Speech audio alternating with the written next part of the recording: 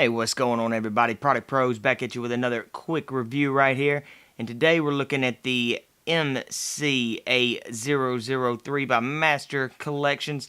And the lighting that I have is making this thing not pop as good as it should. But this is a really good looking knife. I'm sure you can see everything reflected in it like it's a mirror.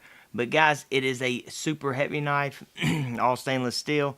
And it does not have the dual thumb studs. It just has the single thumb stud right there. But, bam, you can still flip that knife open super fast. I mean, it's got a good look here. It's a dragon right there.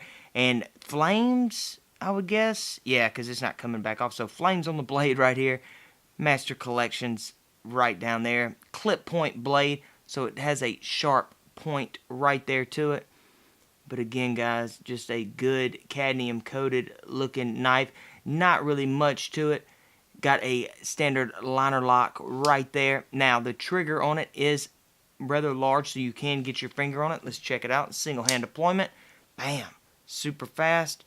Single hand close. No problem at all. So, let's look at the belt clip real quick. Hey, it actually has a nice little beefy belt clip. One thing that I don't like is that it sits, kind of low right here, so you might have a little bit of that sticking out of your pocket.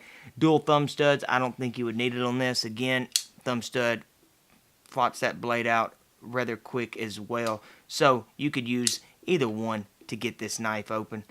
And the more that I'm working with it, the more that it's loosening up.